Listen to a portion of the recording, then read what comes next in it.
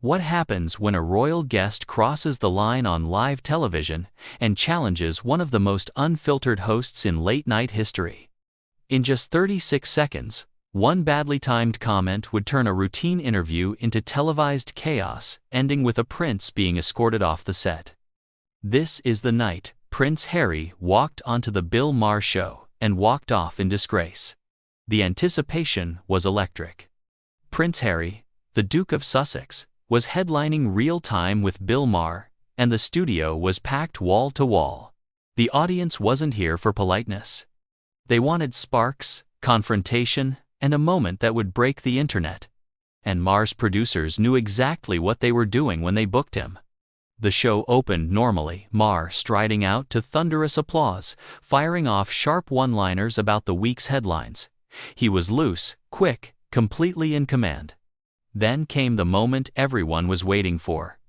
"Please welcome to the show, Prince Harry." The audience applauded as Harry walked out with that polished royal smile. He sat across from Bill, prepared, composed, maybe even confident. The early questions were simple.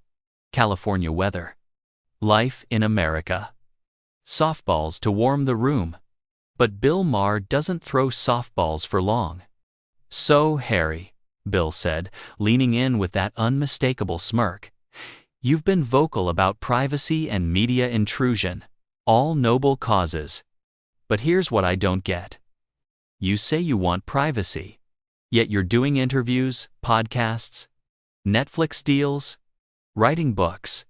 That's not privacy. That's a publicity tour." The audience laughed hard.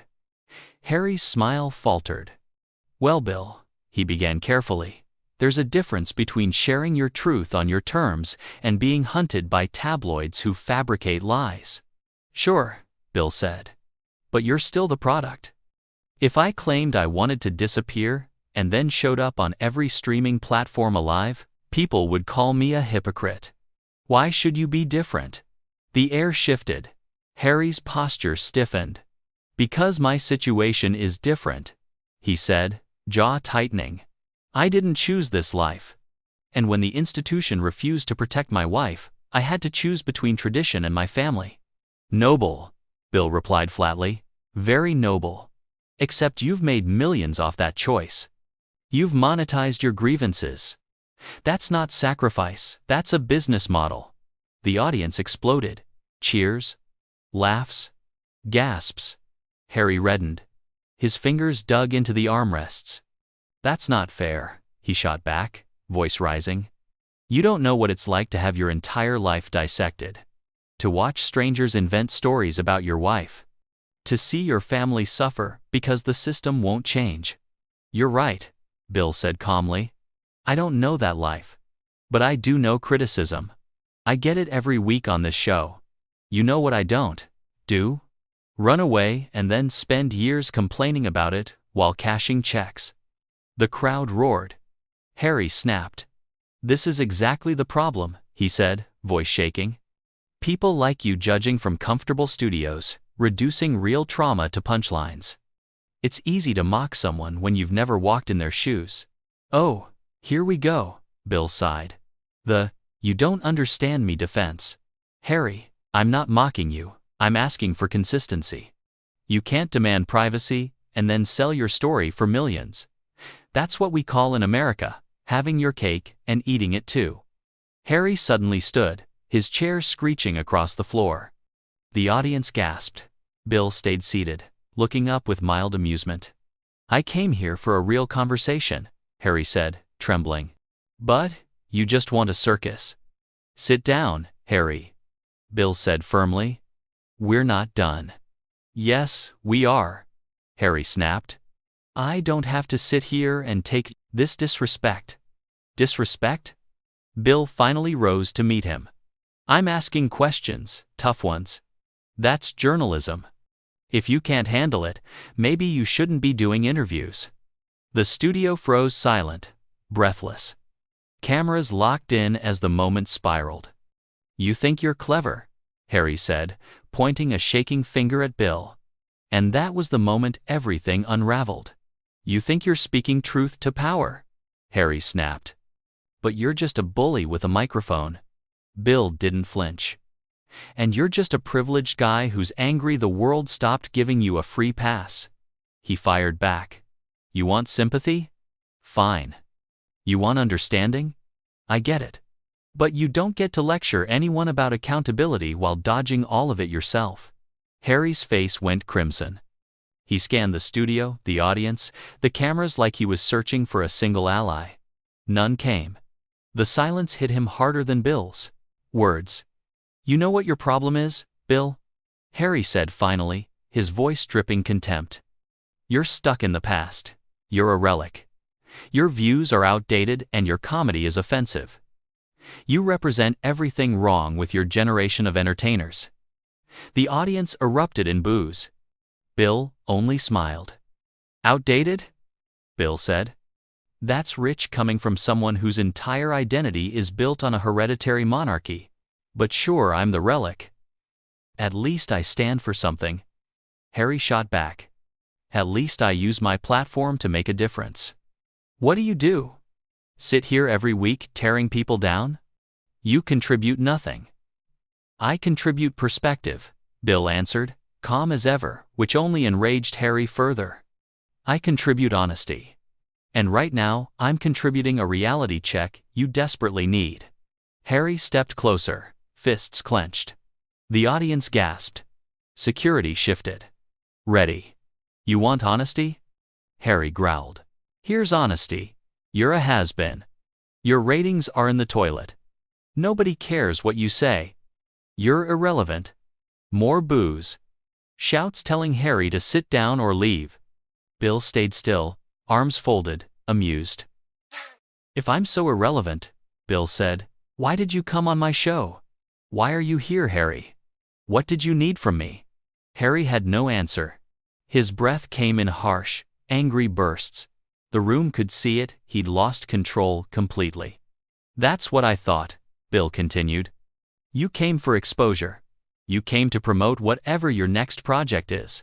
And the second I stop playing along when I actually challenge you, you fall apart. I don't need this, Harry muttered, turning away. I don't need you. Then leave, Bill said simply. The door's right there. He paused. But remember something before you go. Running away isn't bravery. It's cowardice. That was the breaking point. Harry spun back around, eyes blazing.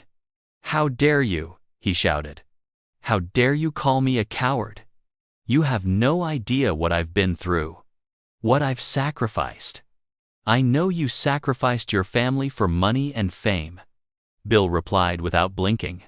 I know you've spent years broadcasting private grievances to the public. And now you're on my stage having a tantrum because someone finally called you out. You're a disgrace, Harry spat. And you're a hypocrite, Bill countered. But hey, at least I'm entertaining. The audience roared with laughter and applause.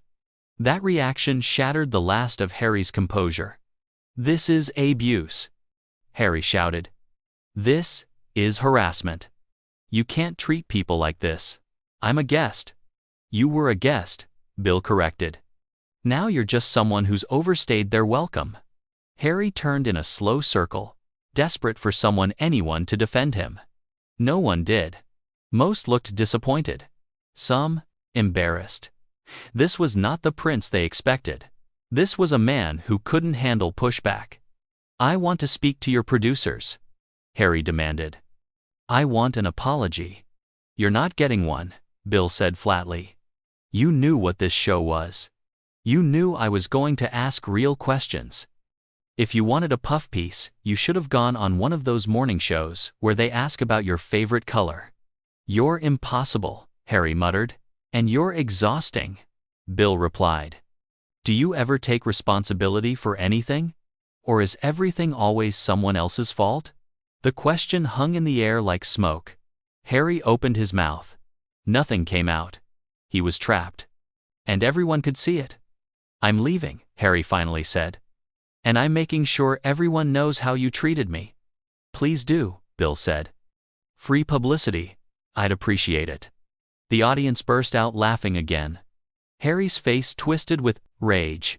He turned toward the exit, movements stiff and furious, the cameras following every step. But Bill wasn't done. "Hey, Harry!" he called out as the prince stormed toward the exit. Harry froze but didn't turn around.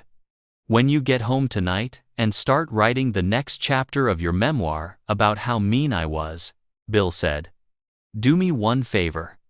Make sure you include the part where you called me irrelevant and then walked off my show 5 minutes later." People love that kind of irony. Harry whipped around, eyes blazing. "You're not worth it," he hissed. "You're not worth any of this." "Then why are you still here?" Bill asked, arms spread wide. "Go. Leave. Nothing's stopping you." For a split second, it looked like Harry might actually charge him.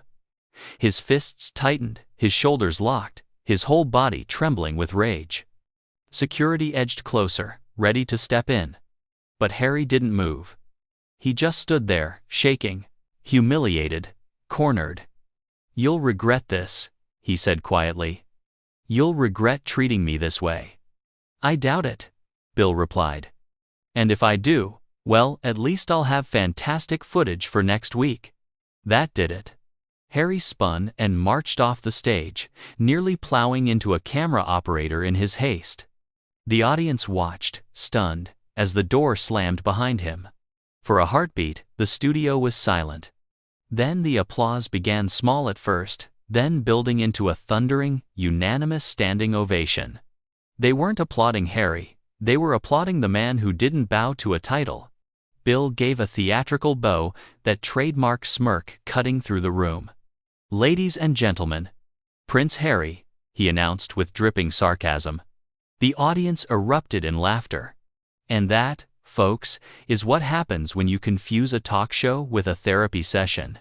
We'll take a quick break, and when we come back, we'll discuss why some people need to learn the difference between criticism and persecution.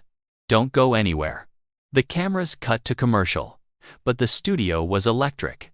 Producers were scrambling, phones ringing nonstop. Audience members were already texting friends, replaying the blow-up in real time. And somewhere backstage, Harry was realizing he'd just made the biggest mistake of his media career. Bill sat back at his desk as his producer hurried over. "You okay?" That got intense. "I'm fine," Bill said, sipping water. "That was great television."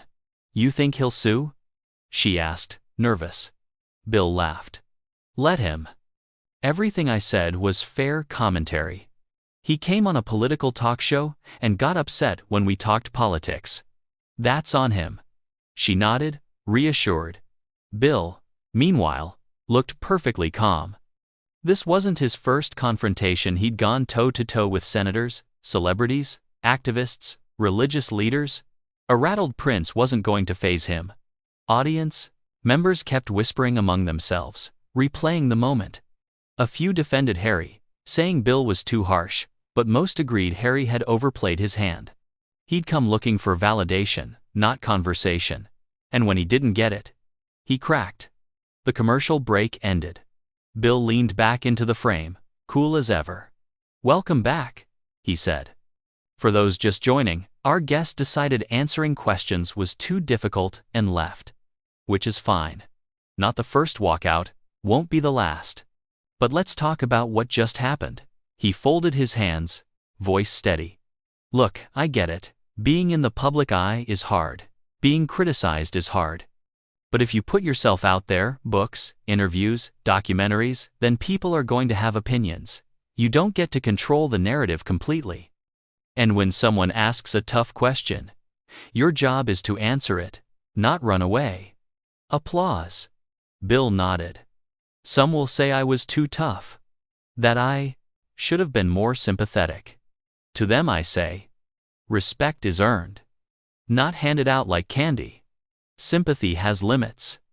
Yes, Harry's been through difficult things, but so have millions of people. Without his resources or platform, they don't get 7-figure book deals to tell their story. So forgive me if I'm not crying myself to sleep tonight because a prince got his feelings hurt.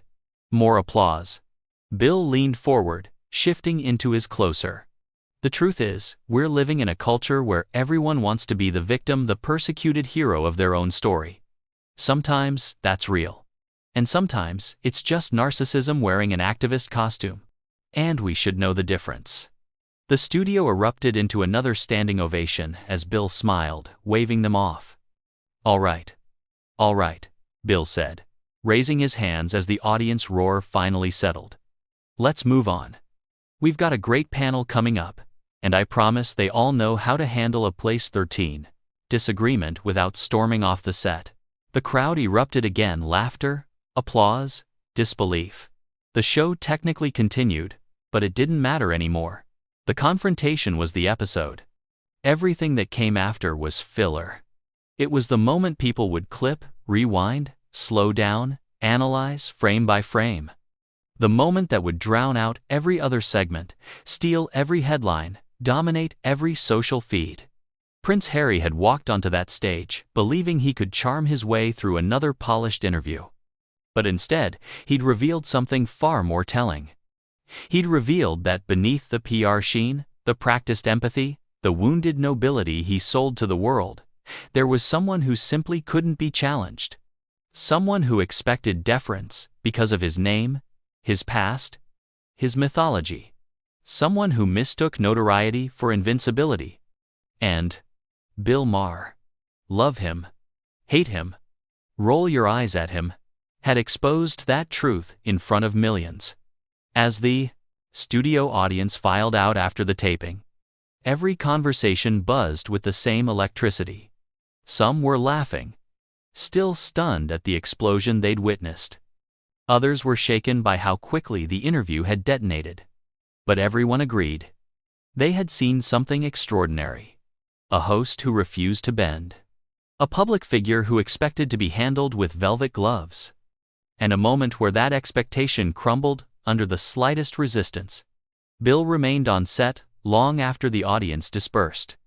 He talked with his producers, replaying the walkout from multiple angles as clips began hitting the internet in real time. The adrenaline was still humming through the room, but Bill was steady, almost serene. He knew the firestorm this would ignite. He knew think pieces would pour in, outrage would spill across platforms, hashtags would spike, and publicists would start damage control before midnight.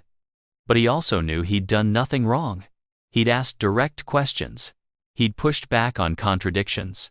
He'd refused to be intimidated by royal branding. That wasn't cruelty. That wasn't harassment. That was journalism. That was accountability. And if a prince buckled under that pressure, it spoke volumes about the prince, not the journalist. The cameras had captured every telling detail, every stiffened jaw, every narrowed glare.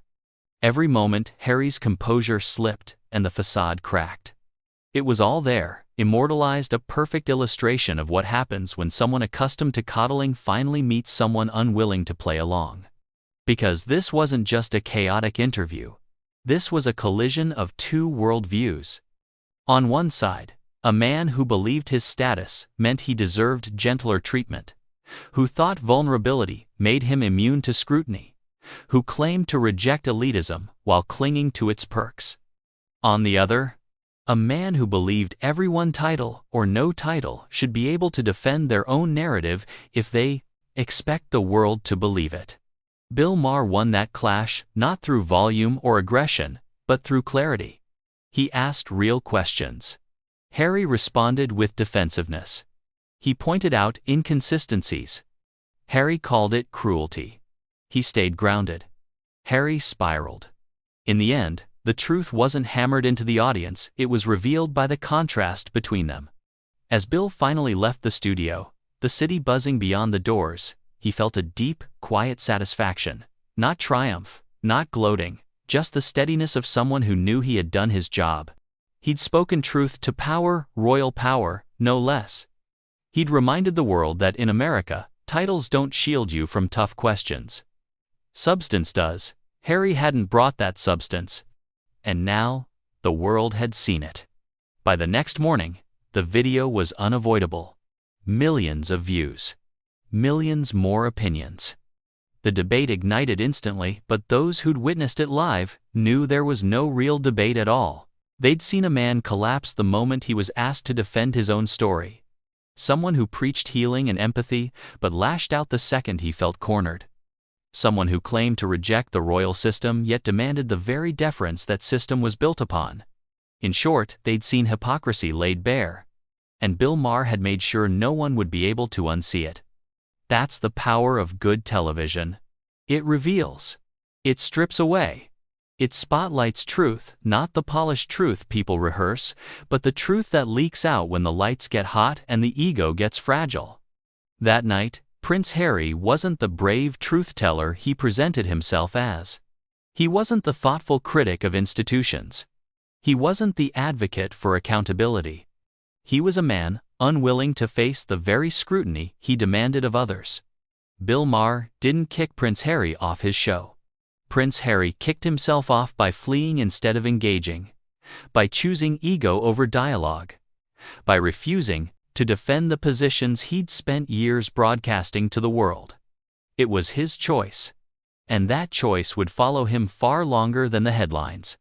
Not as a rebel, not as a victim, but as someone who wanted the privileges of the public stage without the responsibility that comes with the microphone. The studio lights revealed all of that in under an hour.